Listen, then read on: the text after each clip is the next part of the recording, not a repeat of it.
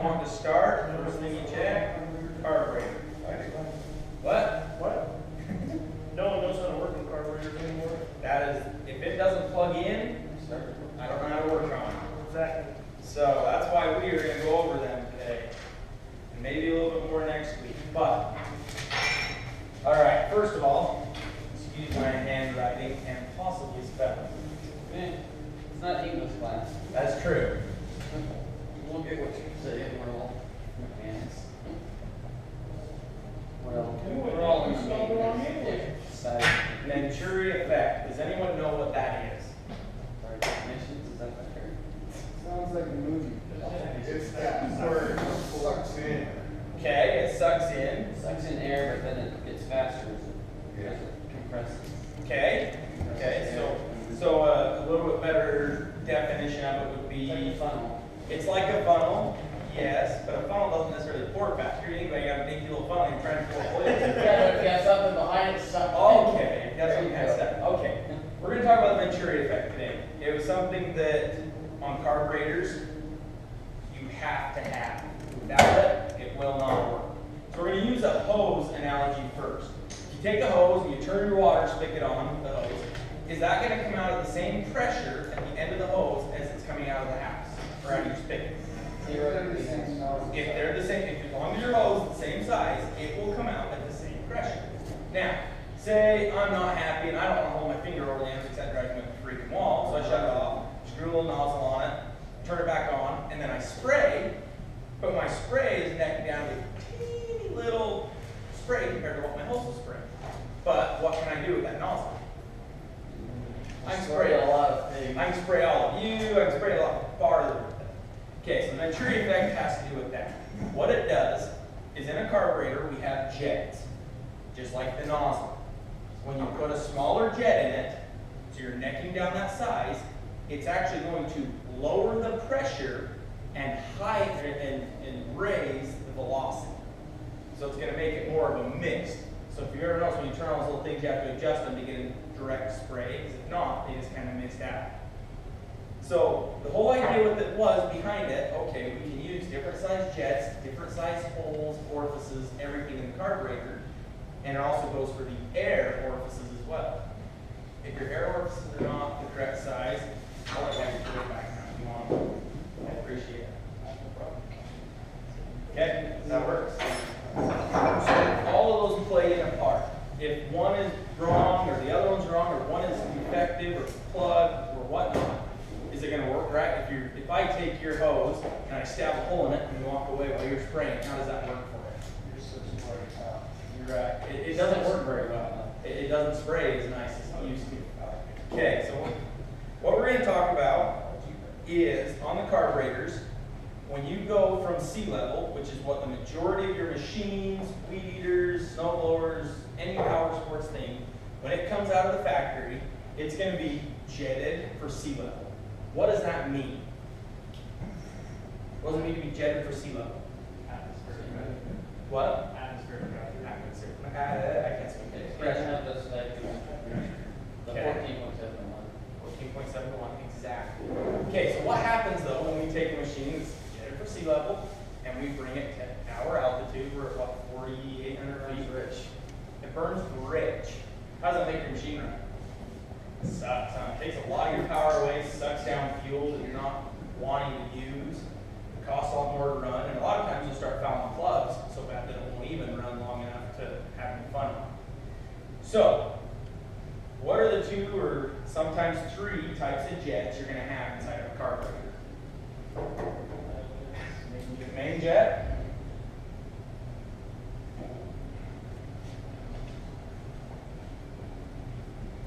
What else? Idle. Okay, pilot. And what? Oh, That's more we're on- talking engines. Yeah, that's more on, that's more on your car stuff. But we're talking small engines. There's one more, and not all of them have it. Only select models do. Years does have it. You're right. It does have 3 jets. It's going to be a choke jet. So it's going to allow more fuel and air to enter when you pull your choke on. Okay, so I did a PowerPoint presentation and everything, and UV wouldn't let me get a login to use their computer. So, we're not gonna do it. Use Hopefully- graphs. I know, we'll use it. But, I have a video to show you actually how a carburetor is cast, how they make them, how they build them, how they make sure that the orifices have the pressure and the opening that they need. But instead, we're just gonna talk about it, because that's all we get. So if, say a carburetor comes off of the factory line, they're building it on, and your choke jet, where it screws in, that little orifice, normally, Oh, don't Matt. time. yeah, Donuts. you didn't hear anything. Okay, so normally it'll sit closest to the edge of the flow. When that jet has air being sucked in through here and being pushed up through, and well, the sucking effect, it's going to come through a passage, it's going to suck the fuel from in here. It's the Venturi effect, that's exactly it. It's like that, like Matt says with your, I can't think of the word. Syringe, thank you. Your syringe on the inside is sucking. Okay, so what happens if that passage is defective? I mean, in any way, too big, too small, has a burr in it, has something that shouldn't be in there. It's not gonna idle right. Well, on the choke, we're talking about the choke right now. What's gonna happen? Okay, it's gonna go either way. So, if it's defective in where it's too small, you're gonna pull your choke on a nice cold morning, you're gonna go start your motor, which what is it, I guess I should ask first, what does a choke even do? Feeds more fuel, shuts air off, exactly, so it does both. That's where every carburetor, well not every, but the different makers are a little bit different. Some strictly shut air off, and others strictly add fuel. So the ones that shut air off, what do they have on the back of, like right here in the back of the carburetor? There's a butterfly, there's a secondary butterfly. So your first butterfly is right here in the front of the carburetor, which is closest to the motor, always. That butterfly, when you give it gas, will open. The other butterfly, when you turn your choke on or off, when you turn it on, it will flip sideways, and it has a little hole in the center of it, so a teeny bit of air can get through, but it creates a stronger suction, so that it sucks more fuel in. So if you have a machine that your choke's broken on or something, this is just a little trick, you can't get it to start, stick your hand over the back of it. It's going to create that same kind of suction. If your choke's broken and you need it just to go, stick your hand over it, it's going to create the same. So, this is the other style. This is the one that actually adds fuel. Right here, there's a little orifice, well not little, but a little screw and hole, you pass it around, where you screw in your plunger. And so when you pull your choke, it's like a throttle plunger basically. It opens and it creates more suction to let more fuel through that choke segment. Next, the pilot jet. When you change from sea level to 5,000 feet, we're going to say, do you need to play with your pilot jet? Why? You'll run too rich? More air. Okay, there is more air, it's denser. But that's the one misconception we have with power sports. You actually go richer with the pilot. You get no. When you come up in elevation, you go richer with the pilot jet. The main jet you'll go leaner with. But the pilot jet, I mean, we're not talking like 20 sizes bigger. We're talking like 5, maybe 10, not a whole lot. But that's where it is different, because your cars are very different carburetors. You kind of almost have to put those off in another. And they work the same, but they have different ways that they run. So a lot of guys, when they first brought their machines up and they were trying to figure all the jetting out and whatnot, snowmobiles is the example I'm going to use because that's what I'm based into with carburetors. Guys would bring them up and they'd lean out with their pilot, and the sled would burn down. And they'd lean their main out, but they put the main right at the exact right spot, but they'd lean their pilot up and they'd burn the top end down. So we showed you that piston that had been lean burned, right? It looked like a sandblaster had been taken around the outside of the piston. Well, mostly on the exhaust side, but they can't go all the way around. They're trying to figure out why. So, does your pilot jet shut off as as soon as you give it gas, does it basically shut off the fuel in that pilot circuit? No, it doesn't. The motor is still not requiring, but it's taking into account the fuel from the pilot circuit plus the main circuit. It's not just one or the other. It doesn't shut one off when it starts. Okay, so then what we're going to talk about is on your main jets, how much smaller do you need to go when you come up from sea level? There's a jetting chart. That's exactly it. And that's why everyone's like, oh, well, what do I need to do? Every single machine is different, and every single machine has its own jetting chart. And so I actually brought a model today that we're going to play with that just came from sea level, so that we can see how big of a draw it is. So I don't know what's in it. I know what's supposed to go in it. We're going to tear it apart, and we're going to see how big the change is. How does fuel get from your, well, obviously that's going to be that question, but we know fuel line from your gas tank to your carburetor. But how does your carburetor fill up with fuel so that it can essentially burn it when you start the motor? Float hole. Okay, how does the float hole work? Basically, the hole fills with fuel, and you've got the float here, and it's a certain level this will lift up, and there's a little plug on it that will plug off the fuel meter. Okay. I'm going to pass the two pieces around that he called the plug. It's a needle and the seat. Okay, these have to be machined perfectly for each other. You can't just put any needle with any seat. It doesn't work.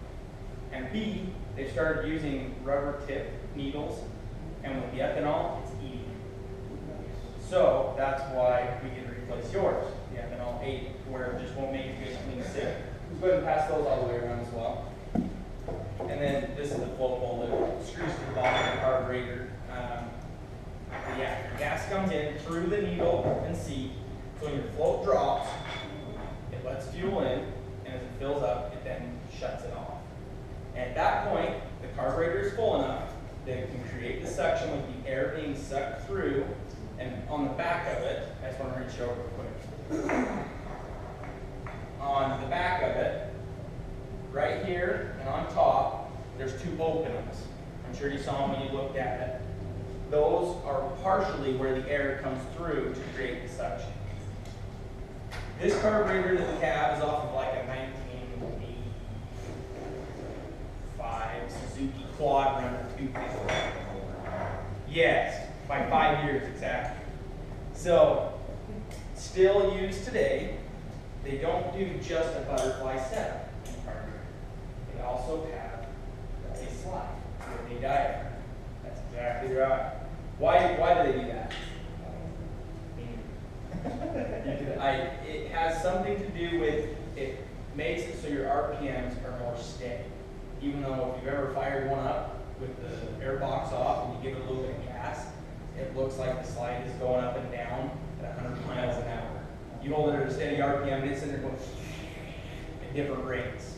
So what happens, this is sealed on top and it's spring loaded. When the air comes in the back, when you open your butterfly in the front, it'll slowly begin to open the valve or the slide. So what happens when your slide, your four-wheeler, snowblower, whatever's been sitting for a year, and you go start it, and it won't run, won't rev up. It'll idle, sits there and idles just fine. But if you give it the gas, it just goes, main jet's plugged. Okay, that's one very plausible option. Some have accelerator pumps, that is also an option. But usually an accelerator pump is only a squirt. So when you give it gas, it's a linkage that's hooked up to it that pushes one time and sprays. It's not a constant or a consistent thing. Okay, the other thing that I want to bring into play is the slide. Of what else I'm missing. I went to look for parts by half. It usually has a needle sticking out of it. Does anyone know what that needle does? Okay, shuts the fuel off. That's exactly it. Plugs the main jet. So, when it lifts that up, it's going to let fuel through the main jet. The reason I say I don't know why they're still using this is because there's plenty of other carburetors that don't have them, that have just butterflies and they run just fine. But, so the way, I don't have a whole flat there with me, but the way that it works, the main jet down inside is it's screwed into a thing called the emulsion tube. It has a bunch of different little orifices and holes in it as well, all the way up. And that's where the air and the fuel mix to suck it through.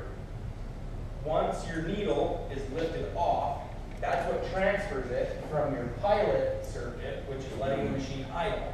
It doesn't have anything that ever shuts it off. As soon as you pull it, it's there. So fuel's going through that circuit. As soon as you give it just a little bit of gas, Doesn't have a black on there.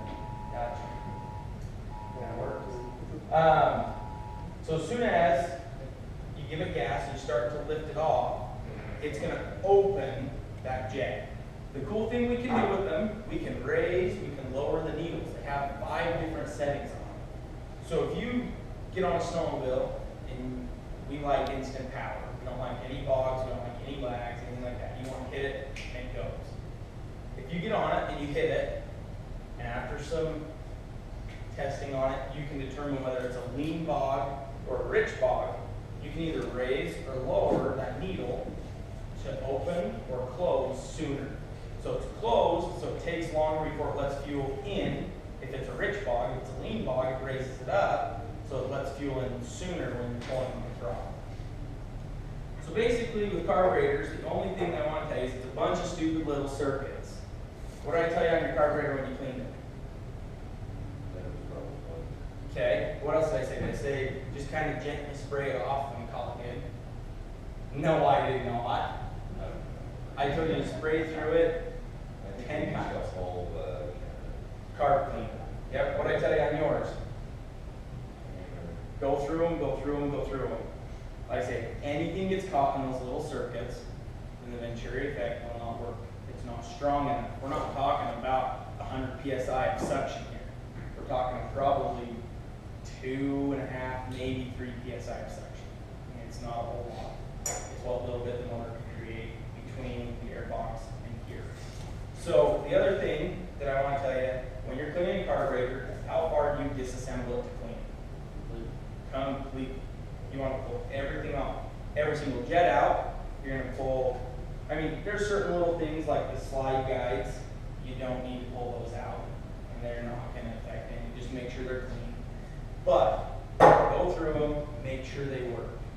There's been, so in the motocross world, it's been, let's see, the fuel injected bikes have been out for a while, but they really started to take off in like 2011, 2012 is when they really started to get them dialed. Before that, they ran really well, and we liked them. They're nice because they start on a cold day, and you don't have to choke them, not worry about it or anything. But for a little while of them, they couldn't get the throttle response out of a fuel injected bike that they could out of a carburetor bike. There's something about having a mechanical piece on there that makes them more responsive.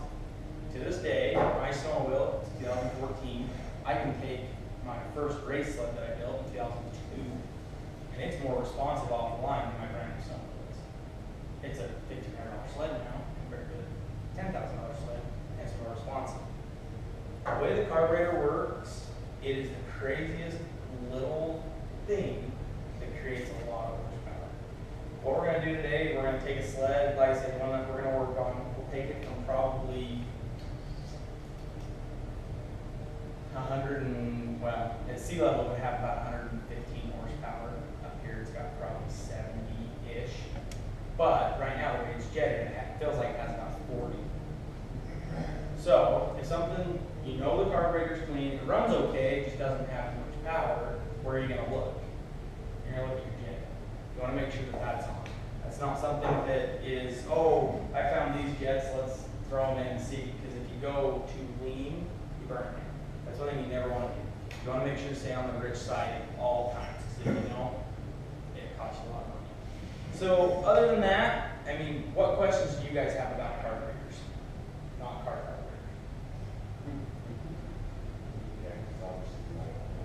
I'm just giving you a hard time. You were going to say something. Oh, come on. I have that one. That's what he was saying. This is worth about $300. Because they're hard to find. Yeah, I know you would. Then you will sell it for